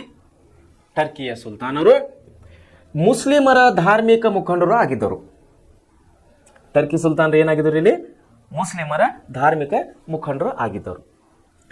ನಮ್ಮ ಭಾರತ ದೇಶದಲ್ಲಿ ಅಂದರೆ ಈ ಏನು ಸ್ವಾತಂತ್ರ್ಯ ಸಂಗ್ರಾಮ ನಡೀತಾ ಇದೆಯಲ್ಲ, ಈ ಸಂದರ್ಭದಲ್ಲಿ ಯಾರ್ಯಾರಿದ್ರು ನಮ್ಮ ದೇಶದಲ್ಲಿ? ಕ್ರಿಶ್ಚಿಯನ್ರಂತೂ ಆಮೇಲೆ ಬ್ರಿಟಿಷರ ಜೊತೆಲಿ ಬಂದಿದ್ರು ಬಿಡ್ರಿ. ಅದಕ್ಕಿಂತ ಮುಂಚೆ ಕೂಡ ಇದ್ದರು. ಯುರೋಪಿಯನ್ನರ ಆಗಮನ ಆಗಿತ್ತಲ್ಲ, ಪೋರ್ಚುಗೀಸರು ಬರ್ಜಿರು, ಫ್ರೆಂಚರು ಬಂದಿರು, ಡಚ್ಚರು ಬಂದಿರು. ಓಕೆ, ಸಮ್ ಪರ್ಸೆಂಟೇಜ್ ಜನ ಅಲ್ಲಿ ಒಂದೊಂದು ಜನ ಕ್ರಿಶ್ಚಿಯನ್ ಫ್ಯಾಮಿಲಿ ಬಿಟ್ಟರೆ ಹಿಂದೂ ಜನ ಸಮುದಾಯ ನಮ್ಮ ದೇಶಕ್ಕೆ ತುಂಬ ಜನಸಂಖ್ಯೆಯಲ್ಲಿದ್ದವರು ಹಿಂದೂಗಳು. ಆಮೇಲೆ ಮುಘಲರ ಆಗಮನದಿಂದ ಅಥವಾ ಮುಸಲ್ಮಾನರ ಆಗಮನದಿಂದ, ಪರ್ಷಿಯನರ ಆಗಮನದಿಂದ, ಅರಬ್ಬರ ಆಗಮನದಿಂದ ನಮ್ಮ ದೇಶದಲ್ಲಿ ಮುಸಲ್ಮಾನರು ಕೂಡ ಜೀವನವನ್ನು ಸಾಗಿಸ್ತಾ ಇದ್ದವರು. ಸೊ ಹಿಂದೂ, ಮುಸ್ಲಿಂ, ಕ್ರಿಶ್ಚಿಯನ್, ಸಿಖ್ಖರಂತೂ ನಮ್ಮ ದೇಶದ ನಾಗರಿಕ ಆಗಿದ್ದಕ್ಕಾಗಿ ಇಲ್ಲಿ 4 ಧರ್ಮಗಳು ಜೀವನ ಮಾಡ್ತಾ ಇದ್ದರು 1920, 25, 30 ಸಮಯದಲ್ಲಿ. ಸೊ ಏನಾಗ್ತಾ ಇದ್ದಿತ್ತಲ್ಲ ಅಂದರೆ, ಮುಸ್ಲಿಂ ಮುಖಂಡರಿಗೆ, ಮುಸ್ಲಿಂ ಜನ ಸಮುದಾಯಕ್ಕೆ ಟರ್ಕಿ ಸುಲ್ತಾನರು ಧಾರ್ಮಿಕ ಮುಖಂಡರಾಗಿದ್ದರು. ನೋಡ್ರಿ, ನಮ್ಮ ದೇಶದ ಮುಸಲ್ಮಾನರಿಗೆ ಯಾರು ಮುಖಂಡರಾಗಿದ್ದರು ರೀ? ಧಾರ್ಮಿಕ ಮುಖಂಡರು ಯಾರಾಗಿದ್ದರು? ಟರ್ಕಿಯ ಸುಲ್ತಾನರಾಗಿದ್ದರು. ಖಲೀಫರೆಂದು ಕರೆಸಿಕೊಳ್ತಾ ಇದ್ದರು ಇವರು. ಧಾರ್ಮಿಕ ಮುಖಂಡರಾದಂಥ ಮುಸ್ಲಿಂ ಧಾರ್ಮಿಕ ಮುಖಂಡರು ಏನಂತ ಕರೆಸ್ತಾ ಇದ್ದರು ಇವ್ರಿ? ಮುಸ್ಲಿಂ ಧಾರ್ಮಿಕ ಮುಖಂಡರು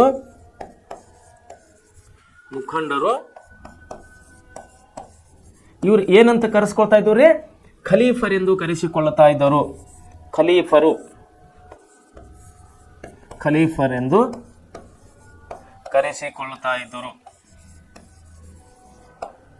ಕೊಳ್ಳುತ್ತಿದ್ದರು.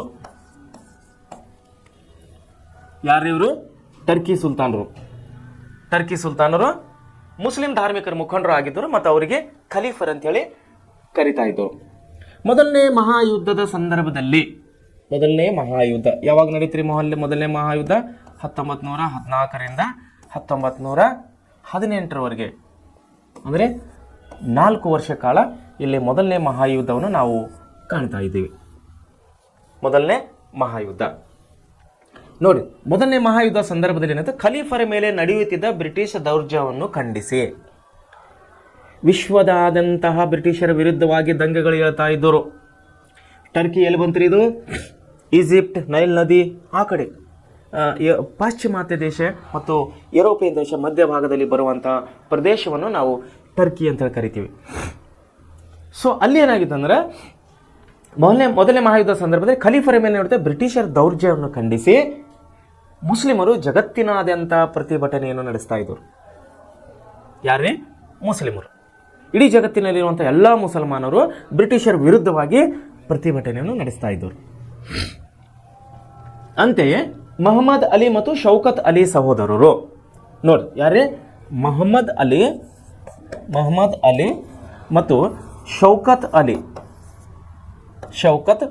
ಅಲಿ ಎನ್ನುವಂಥ ಇಬ್ಬರು ಸಹೋದರರು, ಮೊಹಮ್ಮದ್ ಅಲಿ ಮತ್ತು ಶೌಕತ್ ಅಲಿ ಅನ್ನುವಂಥ ಇಬ್ಬರು ಸಹೋದರರು ಭಾರತದಲ್ಲಿ ಟರ್ಕರ ಪರವಾದ ಖಿಲಾಫತ್ ಚಳವಳಿಯನ್ನು ಪ್ರಾರಂಭ ಮಾಡ್ತಾರೆ. ಖಿಲಾಫತ್ ಚಳವಳಿ ಇವರು ಯಾರು ಚಾಲು ಮಾಡ್ತಾರೆ? ಇವರು ಇಬ್ಬರು ಅಣ್ಣ ತಮ್ಮರು. ಯಾರೇ? ಒಂದು ಮೊಹಮ್ಮದ್ ಅಲಿ, ಎರಡನೇದಾಗಿ ಶೌಕತ್ ಅಲಿ.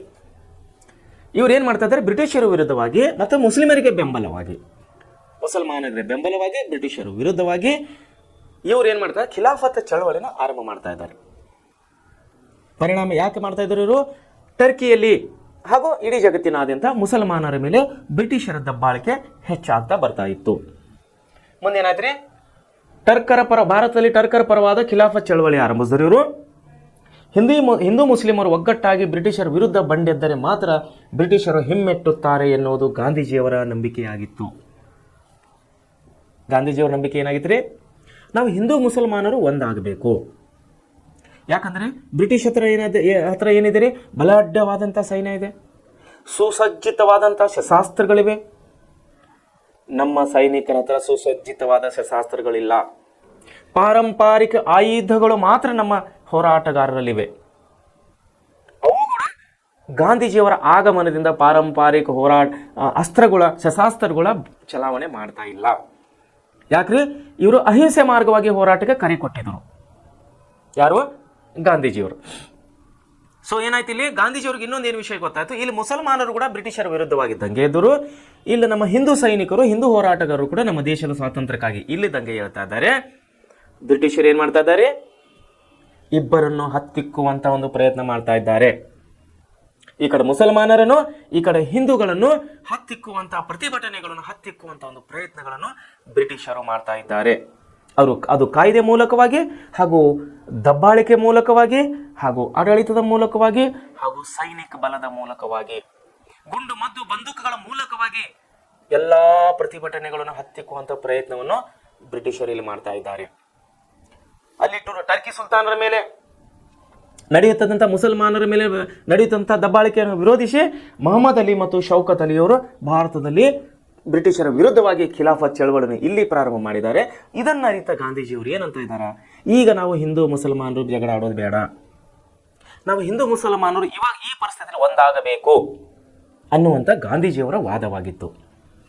ನೋಡಿ, ಗಾಂಧೀಜಿಯವರ ನಂಬಿಕೆ ಆಗಿತ್ತು ಏನಂತ, ಹಿಂದೂ ಮುಸ್ಲಿಂ ಒಗ್ಗಟ್ಟಾಗಿ ಬ್ರಿಟಿಷರ ವಿರುದ್ಧ ಬಂದಿದ್ದರೆ ಮಾತ್ರ ನಾವು ಬ್ರಿಟಿಷರನ್ನು ಹಿಮ್ಮೆಟ್ಟಿಸಬಹುದು ಎನ್ನುವುದು ಗಾಂಧೀಜಿಯವರ ನಂಬಿಕೆಯಾಗುತ್ತೆ.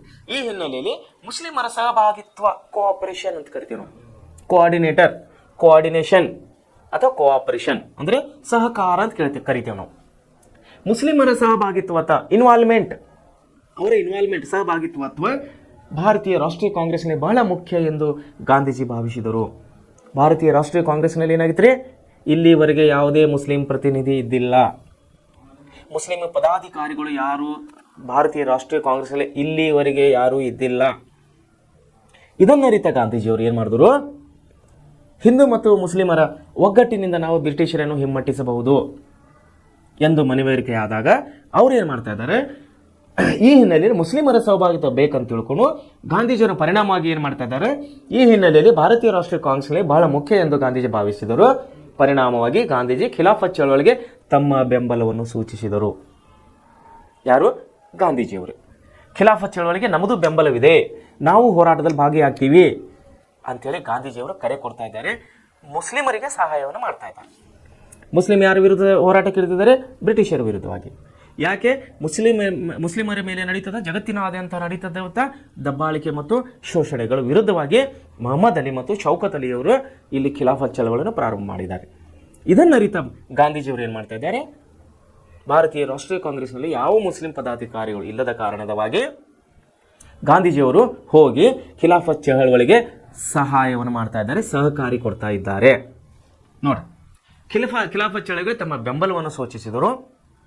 ಈ ಚಳವಳಿಯು ಹಿಂದೂ ಮುಸ್ಲಿಮರು ಒಂದುಗೂಡಿ ನಡೆಸಿದ ರಾಷ್ಟ್ರವ್ಯಾಪಿ ಆಂದೋಲನವಾಗಿತ್ತು.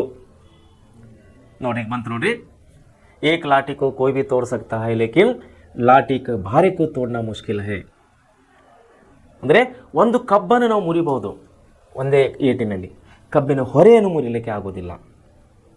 ಇದೇ ಒಂದು ಅಸ್ತ್ರವನ್ನು ಗಾಂಧೀಜಿಯವರು ಇಲ್ಲಿ ಮಾಡ್ತಾ ಇದ್ದಾರೆ. ಇಲ್ಲಿ ಹಿಂದೂ ಮುಸ್ಲಿಮನ್ನು ಕೂಡಿಸುವಂಥ ಕೆಲಸವನ್ನು ಗಾಂಧೀಜಿಯವರು ಮಾಡ್ತಾ ಇದ್ದಾರೆ. ಯಾಕಂದರೆ ಇವ್ರಿಗೆ ಗೊತ್ತಾಯ್ತು, ಬ್ರಿಟಿಷರ್ ನಮ್ಮನಿಗೆ ಬಿಡೋದಿಲ್ಲ, ಅವರು ಬೇರೆ ಹೋರಾಟ ನಮ್ಮ ಬೇರೆ ಹೋರಾಟ ಆದರೆ ಇವರು ದೇಶವನ್ನು ಬಿಟ್ಟು ಹೋಗೋದಿಲ್ಲ ಅನ್ನೋ ಅರಿವನ್ನು ಗಾಂಧೀಜಿಗೆ ಆದಮೇಲೆ ಗಾಂಧೀಜಿಯವರು ಹೋಗಿ ಏನು ಮಾಡ್ತಾ ಇದ್ದಾರೆ, ಖಿಲಾಫತ್ ಚಳವಳಿಗೆ ತಮ್ಮ ಬೆಂಬಲವನ್ನು ಸೂಚಿಸಿ ಏನು ಮಾಡ್ತಾ ಇದ್ದಾರೆ, ಹಿಂದೂ ಮುಸ್ಲಿಂ ಒಂದು ಆದಮೇಲೆ ಇಲ್ಲೇನಾಯ್ತು, ಇವರು ಬೆಂಬಲವನ್ನು ಸೂಚಿಸಿದಾಗ ಏನಾಯ್ತು ರೀ, ಅವರಿಗೆ ಏನಾಯ್ತು ರೀ, ನಮ್ಮ ಹಿಂದೂಗಳ ಬಗ್ಗೆ ಸಹಾನುಭೂತಿಯನ್ನು ಬಂತು. ನಮ್ಮ ಖಿಲಾಫತ್ ಚಳವಳಿಗೆ ಹಿಂದೂಗಳು ಕೂಡ ಸಪೋರ್ಟ್ ಮಾಡ್ತಾ ಇದ್ದಾರೆ, ಹಿಂದೂಗಳು ಕೂಡ ಸಹಾಯ ಮಾಡ್ತಾ ಇದ್ದಾರೆ. ಸೊ ನಾವೇನು ಮಾಡಬೇಕು, ನಾವು ಮುಸ್ಲಿಮರಾಗಿ ನಾವು ಕೂಡ ಹಿಂದೂಗಳನ್ನು ಸಹಾಯ ಮಾಡಬೇಕು, ಅವರ ಚಳವಳಿಗಳಿಗೆ ನಾವು ಸಹಾಯ ಮಾಡಬೇಕು ಅನ್ನುವಂಥ ಒಂದು ಮನೋಭಾವನೆಯಿಂದ ಹಿಂದೂ ಮುಸ್ಲಿಮರು ಕೂಡಿಕೊಂಡು ದೇಶದಲ್ಲಿ ಇಡೀ ದೇಶಾದ್ಯಂತ ಚಳವಳಿಗಳನ್ನು ಪ್ರಾರಂಭ ಮಾಡ್ತಾ ಇದ್ದಾರೆ. ನೋಡಿ, ರಾಷ್ಟ್ರವ್ಯಾಪಿ ಆಂದೋಲನವಾಯಿತು ಆ ಒಂದು ಸಮಯದಲ್ಲಿ. ಯಾಕಂದ್ರೆ ಹಿಂದೂ ಮತ್ತು ಮುಸ್ಲಿಮರು ಕೂಡಿ ಹೋರಾಟಕ್ಕೆ ಧುಮುಕಿದರು. ಇಲ್ಲಿ ಅನೇಕ ರಾಷ್ಟ್ರೀಯ ನಾಯಕರು ನೋಡಿ, ಬಹಳಷ್ಟು ರಾಷ್ಟ್ರೀಯ ನಾಯಕರು ಏನು ಮಾಡಿದ್ರು ಮತ್ತು ಕಾಂಗ್ರೆಸ್ ಸಂಘಟನೆಯು ಖಿಲಾಫತ್ ಚಳವಳಿಯ ಬೆಂಬಲಕ್ಕೆ ನಿಂತಿದೆ. ನಮ್ಮ ಭಾರತೀಯ ರಾಷ್ಟ್ರೀಯ ಕಾಂಗ್ರೆಸ್ನ ಎಲ್ಲ ನಾಯಕರು, ಎಲ್ಲ ಮಹಾನುಭಾವರು ಖಿಲಾಫತ್ ಚಳವಳಿಗೆ ಬೆಂಬಲವನ್ನು ಸೂಚಿಸಿದವರು. ಇಡೀ ರಾಷ್ಟ್ರವ್ಯಾಪಿಯಾಗಿ ಹರಡಿದಂತಹ ಈ ಚಳವಳಿಗೆ ನಮ್ಮ ಭಾರತೀಯ ರಾಷ್ಟ್ರೀಯ ಕಾಂಗ್ರೆಸ್ನ ನಾಯಕರು ಇದಕ್ಕೆ ಬೆಂಬಲವನ್ನು ಸೂಚಿಸಿದಾಗ ಅದು ಏನಾಯ್ತು, ತೀವ್ರಗತಿಯಲ್ಲಿ ಹೋರಾಟವನ್ನು ತನ್ನ ಸ್ವರೂಪವನ್ನು ಪಡೆದುಕೊಳ್ತಾ ಇದೆ. ನೋಡಿ ಏನಾಗ್ತದೆ, ಇಲ್ಲಿ ಗಾಂಧೀಜಿಯವರು ಸಭೆಯನ್ನು ಉದ್ದೇಶಿಸಿ ಮಾತನಾಡ್ತಾ ಇದ್ದಾರೆ, ಅಸಹಕಾರ ಚಳವಳಿ. ಸೊ ಈ ರೀತಿ ಏನಾಗ್ತದೆ ಅಂದರೆ ಖಿಲಾಫತ್ ಚಳವಳಿ ಏನಾಗಿದೆ ಅಂದರೆ ಇಡೀ ದೇಶವ್ಯಾಪಿಯಾಗಿ ಇಲ್ಲಿ ಹರಡ್ತಾ ಇದೆ. ಸೊ ಅದಕ್ಕಾಗಿ ವಿದ್ಯಾರ್ಥಿಗಳೇ, ಈ ಜಲಿಯನ್ ವಾಲಾಬಾಗ್ ಹತ್ಯಾಕಾಂಡದ ವಿಷಯವಾಗಿ ನಾವು ಒಂದು ಚಿಕ್ಕ ವಿಡಿಯೋವನ್ನು ನಿಮಗೆ ತೋರಿಸ್ಬೇಕು ಅಂದ್ಕೊಂಡಿದ್ದೇನೆ. ವಿದ್ಯಾರ್ಥಿಗಳೇ, ಇಲ್ಲಿವರೆಗೆ ಹೇಳಿದಂಥ ಪಾಠ ಇವೆಲ್ಲ ವಿಷಯಗಳು ತಾವು ಒಳ್ಳೆ ರೀತಿಯಲ್ಲಿ ಓದಿ, ಎಲ್ಲ ವಿಷಯಗಳು ಅತಿ ಮುಖ್ಯವಾದಂಥ ವಿಷಯಗಳಾಗಿವೆ. ಸೊ ವಿದ್ಯಾರ್ಥಿಗಳೇ, ತಾವು ಈ ಎಲ್ಲ ವಿಷಯಗಳನ್ನು ಒಳ್ಳೆ ರೀತಿಯಲ್ಲಿ ಓದಿಕೊಂಡು ನಿಮ್ಮ ನಿಜ ಜೀವನದಲ್ಲಿ ತಾವು ಯಶಸ್ವಿ ಆಗ್ತೀರಿ ಅಂತೇಳಿ ನಾನು ಹಾರೈಸುವನಾಗಿದ್ದೇನೆ. ಈಗ ಒಂದು ಚಿಕ್ಕ ವಿಡಿಯೋವನ್ನು ತೋರಿಸ್ತಾ ಇದ್ದೇನೆ. ಯಾವುದು? ಜಲಿಯನ್ ವಾಲಾಬಾಗ್ ಹತ್ಯಾಕಾಂಡದ ಬಗ್ಗೆ ಒಂದು ದುರಂತ ಇದು ನಮ್ಮ ಭಾರತೀಯ ಇತಿಹಾಸದಲ್ಲಿ ಅತಿ ಪ್ರಮುಖವಾದಂಥ ಘಟನೆ, ಒಂದು ದುರಂತ ಆಗಿದೆ. ಈ ಘಟನೆ ಬಗ್ಗೆ ನಾವು ಎಷ್ಟು ಓದುತ್ತೀವೋ, ಎಷ್ಟು ತಿಳ್ಕೊತೀವಲ್ಲ, ಅಷ್ಟು ಕಣ್ಣಿನಿಂದ ನೋಡುವುದು ಕೂಡ ಮುಖ್ಯವಾಗಿದೆ. ಸೊ ವಿದ್ಯಾರ್ಥಿಗಳೇ, ಜಲಿಯನ್ ವಾಲಾಬಾಗ್ ಹತ್ಯಾಕಾಂಡದ ಬಗ್ಗೆ ನಾನು ಒಂದು ವಿಡಿಯೋ ತೋರಿಸ್ತಿದ್ದೀನಿ. ತಾವೆಲ್ಲರೂ ಒಳ್ಳೆ ರೀತಿಯಿಂದ ಗಮನ ಕೊಟ್ಟು ಈ ವಿಡಿಯೋವನ್ನು ನೋಡ್ಕೋಬೇಕಂತ ಹೇಳಿ ನಾನು ನಿಮ್ಮಲ್ಲಿ ವಿನಂತಿ ಪೂರ್ವಕವಾಗಿ ಕೇಳುವನಾಗಿದ್ದೇನೆ.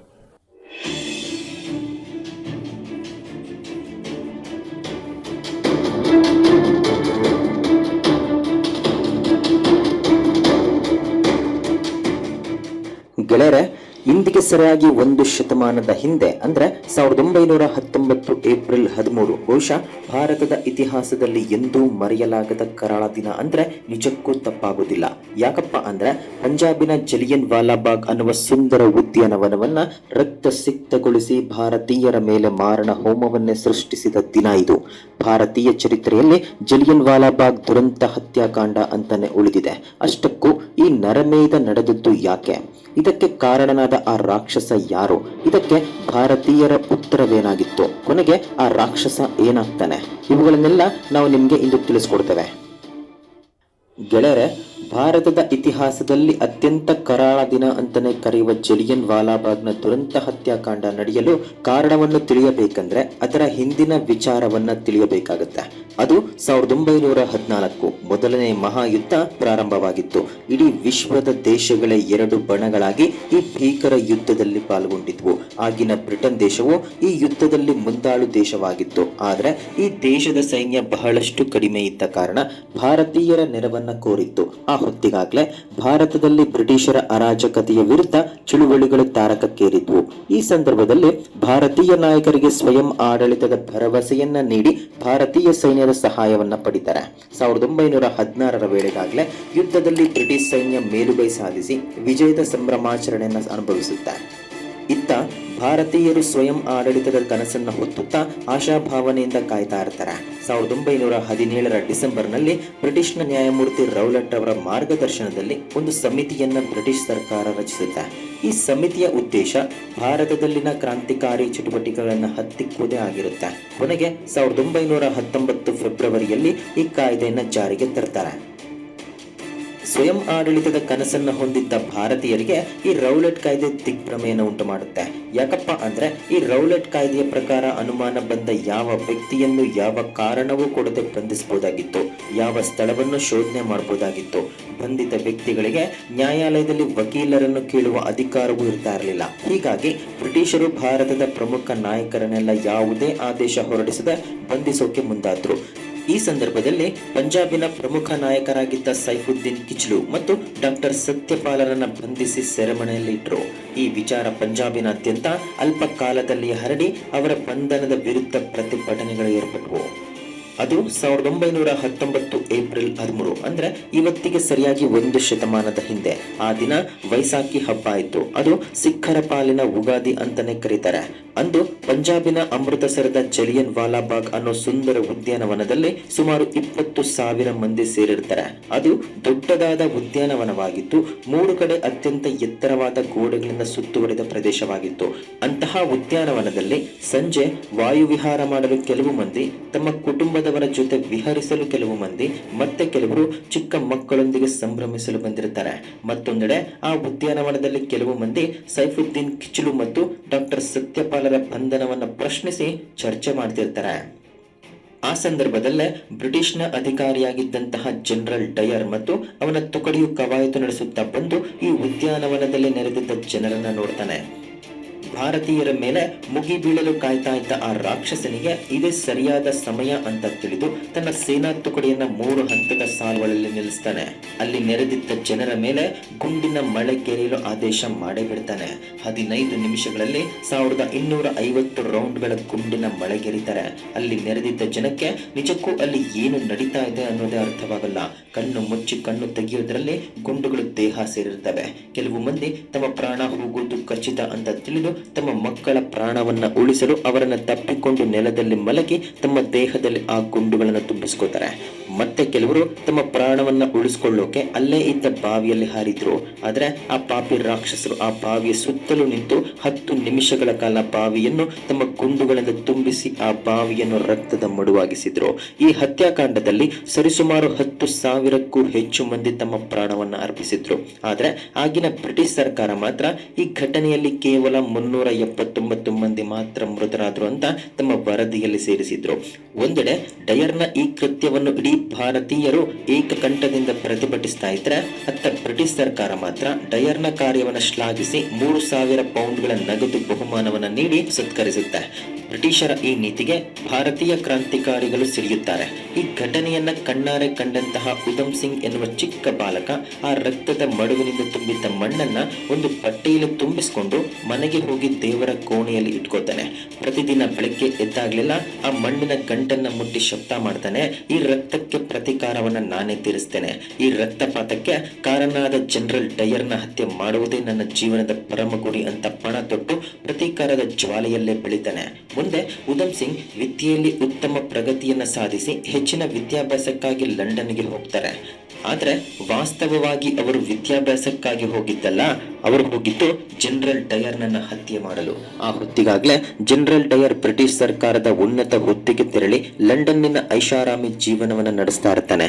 ಇತ್ತ ಉಧಮ್ ಲಂಡನ್ನಿನ ಬೀದಿ ಬೀದಿಗಳಲ್ಲಿ ಡಯರ್ನಿಗಾಗಿ ಶೋಧನೆ ಮಾಡ್ತಿರ್ತಾರೆ. ಅವತ್ತು 1940 ಏಪ್ರಿಲ್ 1 ಲಂಡನ್ನ ಕಾಕ್ಸ್ಟನ್ ಹಾಲ್ನಲ್ಲಿ ಡಯರ್ ಒಂದು ಅದ್ಧೂರಿ ಸಮಾರಂಭವನ್ನ ಏರ್ಪಡಿಸಿದ್ದಾನೆ ಎಂದು ತನ್ನ ಸ್ನೇಹಿತರಿಂದ ತಿಳ್ಕೊತಾರೆ. ಉಧಮ್ರ ಜೀವನದ ಪರಮ ಗುರಿ ತಲುಪುವ ಅವಕಾಶವನ್ನ ಅವರು ಕಳ್ಕೊಳ್ಳೋಕೆ ಯಾವುದೇ ಕಾರಣಕ್ಕೂ ಒಪ್ಪಲ್ಲ. ಅವನನ್ನ ಹತ್ಯೆ ಮಾಡಲು ಒಂದು ಗನ್ನನ್ನ ಸಿದ್ಧಪಡಿಸಿಕೊಂಡು ಆ ಕಾರ್ಯಕ್ರಮಕ್ಕೆ ಹೋಗ್ತಾರೆ.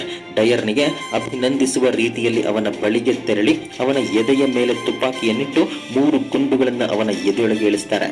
ಇಡೀ ಸಭೆಯೇ ಒಂದು ಕ್ಷಣ ನೀರವ ಮೌನ ಆವರಿಸುತ್ತೆ. ಡಯರ್ನು ನೆಲಕ್ಕುರುಳ್ತಾನೆ. ಉಧಮ್ರ ಕೈಯಲ್ಲಿದ್ದ ತುಪಾಕಿಯನ್ನ ಕಂಡು ಯಾವೊಬ್ಬ ಸೈನಿಕನು ಅವರ ಹತ್ರ ಬರೋದಕ್ಕೆ ಧೈರ್ಯ ಮಾಡೋದಿಲ್ಲ. ಕೊನೆಗೆ ಉಧಮ್ರೆ ತನ್ನ ಕೈಯಲ್ಲಿದ್ದ ತುಪಾಕಿಯನ್ನ ಅಲ್ಲಿದ್ದ ಸೈನಿಕರಿಗೆ ನೀಡಿ, ನನ್ನ ದ್ವೇಷವೇನಿದ್ದರೂ ಡಯರ್ನ ಮೇಲೆ ಹೊರತು ನಿಮ್ಮ ಮೇಲಲ್ಲ ಎಂದು ಸ್ವತಃ ಅವರೇ ಶರಣಾಗ್ತಾರೆ. ನ್ಯಾಯಾಲಯದಲ್ಲಿ ಅವರಿಗೆ ಗಲ್ಲು ಶಿಕ್ಷೆ ಆಗುತ್ತೆ. ಉಧಮ್ರ ಕೊನೆಯ ಆಸೆಯಂತೆಯೇ ಅವರ ಕೊನೆಯ ಸಂಸ್ಕಾರ ಭಾರತದಲ್ಲಿಯೇ ನಡೆಯುತ್ತೆ. ಜಲಿಯನ್ ವಾಲಾಬಾಗ್ನ ಸಮೀಪದಲ್ಲೇ ಉಧಮ್ರ ಘೋರಿ ಇದ್ದು ಇಂದು ಅದು ಭಾರತೀಯರ ಪಾಲಿಗೆ ಒಂದು ಆರಾಧ್ಯ ಮಂದಿರವಾಗಿದೆ.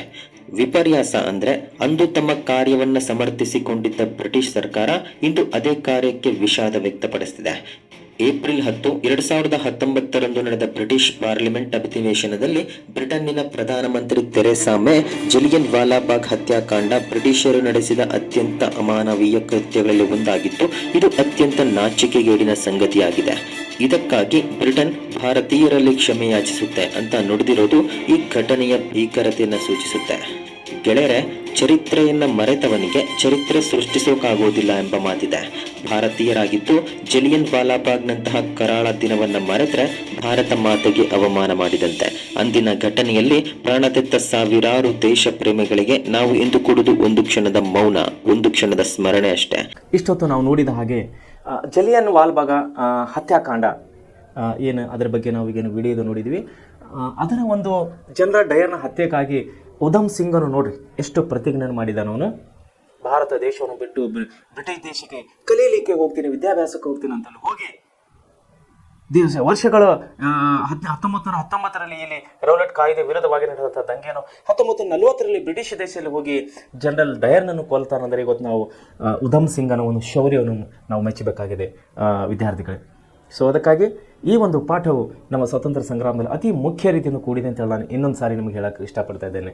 ಸೊ ಅದಕ್ಕಾಗಿ ಈ ವಿಡಿಯೋನ ನೋಡಿದಂಥ ನೀವೆಲ್ಲರೂ ಇನ್ನೂ ಹೆಚ್ಚೆಚ್ಚಾಗಿ ಕಲಿಯೋರಿಗೆ ಅಭಿರುಚಿ ತಗೋಬೇಕು. ಇನ್ನೂ ಹೆಚ್ಚೆಚ್ಚಾಗಿ ಸ್ವಾತಂತ್ರ್ಯ ಸಂಗ್ರಾಮದ ವಿಷಯವಾಗಿ ತಾವು ಮಾಹಿತಿಯನ್ನು ತಗೊಂಡು ತಮ್ಮ ವಿದ್ಯಾಭ್ಯಾಸ ಅಲ್ಲದೆ ಕೇವಲ ವಿದ್ಯಾಭ್ಯಾಸ ಅಲ್ಲದೆ ಮುಂದಿನ ನಿಮ್ಮ ನಿಜ ಜೀವನದಲ್ಲಿ ತಾವು ಯಶಸ್ವಿ ಆಗಬೇಕಂತೇಳಿ ನಮ್ಮ ಸಂಸ್ಥೆ ಪೂರ್ವಕವಾಗಿ ಹಾಗೂ ವೈಯಕ್ತಿಕವಾಗಿ ನಿಮ್ಮೆಲ್ಲರೂ ನಾನು ಅಭಿನಂದಿಸೋನಾಗಿದ್ದೇನೆ. ಧನ್ಯವಾದಗಳು.